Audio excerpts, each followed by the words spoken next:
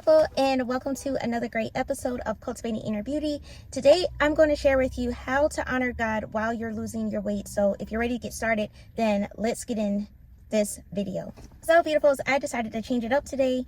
I'm actually in the parking lot of a grocery store. I'm about to go and get my groceries and meal prep for the week. But I wanted to encourage you real quick with this video and how we can honor God with the weight that we lose. And so a little bit of my backstory: when I was pregnant, I think I gained like a total of 20 to 25 pounds, and that was like the biggest I've been, of course. And I know most of it was, well, some of it was from the baby and also the placenta and everything, but I also retained some of that weight. And so as you see in my thumbnail to my picture now, I have been losing the weight pretty consistently, and I want to share how we can honor God in the journey. And we don't have to do this alone. We could bring God into it, and He can encourage us every step of the way. So I'm going to share with you what I've been learning during this time. So my first point that I have is to be honest where you are. And what reminded me of this is from Psalm 139, verse 13. And this talks about how we are fearfully and wonderfully made, and talks about how He knew us while we were in our mother's womb. And this is so important because God knows us. Some people, they say God knows your heart and everything, but He knows us even in the beginning of our weight loss journey. So He knows where we are.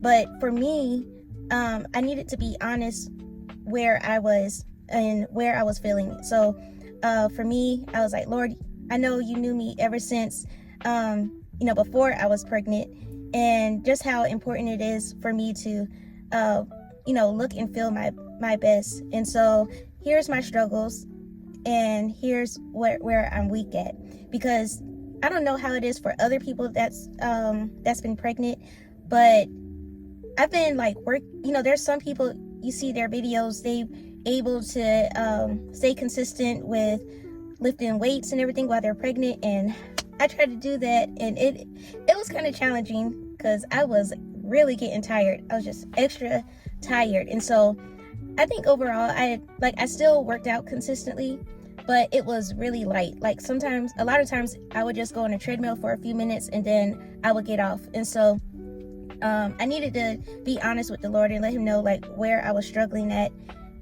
Even with food, like during my pregnancy, I wasn't having those crazy cravings or anything, because I prayed over the desires of what I wanted, what I felt like I needed to eat and everything. So I prayed over that. So I didn't really deal with that, but just getting back into working out and everything, I was weak in that.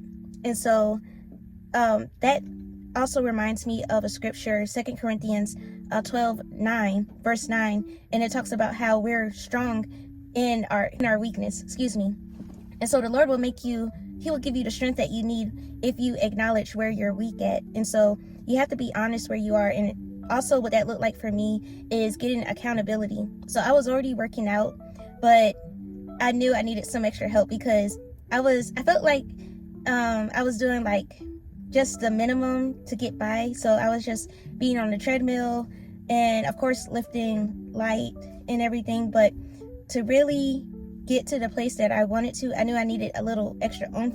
And so accountability for me, I needed to get into like a workout program, and I needed to be around like-minded people to give me that push, but also be around people that know my experience. So other moms as well that went through the same thing. That matters a lot. Okay, so the second step that I have is to create a strategy. And so when I think of this, I think of the story of Nehemiah and how he wanted to rebuild the wall in Jerusalem, and how the story of Nehemiah, if you take a chance to look at that, it's very inspiring, and it's a very short book, so try to read that.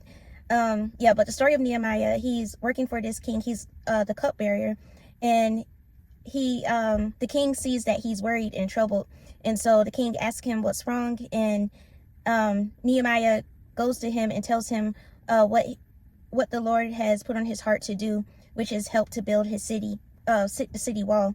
And so yes, my point is create a strategy. Just don't go into just working out and everything, but create like a clear goal, because that's going to help you stay consistent, because it's easy to get started, but staying consistent is another thing, especially when life happens. And so you have to create that strategy. What's your end goal in mind? And the thing that I love about Nehemiah's story is that when when the king asked Nehemiah what he desired, first he went to God, and so he prayed to see how to go about it. Then he went back to the king, and he gave him a clear strategy of what he wanted to do, the resources and tools, everything that he needed in order to make this successful.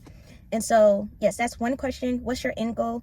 To ask yourself. Another thing is, you want to think about is, what can you do based on your environment? So if you have like several kids and you don't have people taking care, you don't have someone around to help you take care of them, then you have to ask, like, what can I do to help me like work out while I'm taking care of the kids? Do I have to wait till they're all asleep in order to work out? Like, what are some things that I have to do? Do I have to work out later in the evening or way earlier before everyone wakes up? So you have to figure out those things. And then as far as meal prepping, are you going to meal prep on Sundays in the afternoon, or like what does that look like for you? And even I would say restaurant, if you like to go out to restaurants, then try to look at those menus early and get an idea of what you can eat and try to stick to that. So looking at the menu before, so you won't be figuring it out last minute, that helps a lot. And this helps you with creating a clear strategy. Okay guys, and now my third tip is to set healthy boundaries. So when you're setting healthy boundaries, you can't eat at random times late at night. I don't know about you, but like sometimes I would have like the feeling of wanting to eat, and it would be like closer to like 9 o'clock, and I knew that was a no. Like I always aim to eat earlier and stop no later than 7-8 o'clock p.m. That's my cutoff time. And so can't eat at random times late. Another thing is being aware of your food labels, knowing what exactly you're getting with that food. And also setting healthy boundaries may look like making more healthy meals than eating out. So that's another healthy boundary. Another one is paying attention to your portion sizes. And so like when you're making your meals and everything, I know you don't really have control of that in a restaurant, but if you cook yourself at home, then you could pay more attention to how much you're really eating and have more accountability there. Also, another thing that helped me was spending less time on social media, because I tell you, it's like, I don't know about you, but sometimes the thing that you're going through, you see it all in your algorithm. So like, for example, when I was dealing with hair loss before I made my Flourishing Hair Oil, I used to look at a lot of hair content, and so that's all I would see. And if you're not careful, if you being on social media all the time and you see your end result, and it could either inspire you, or it could also like make you a little bit, you wish you was like that, and you wish you did have those same results. So you have to be careful with spending so much time on social media.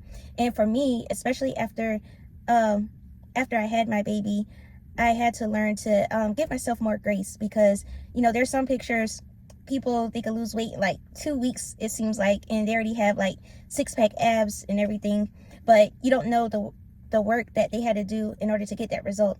And so as a result, just take a break from social media, change your algorithm, do what you have to do in order to give yourself grace, and just be patient, because it is a journey.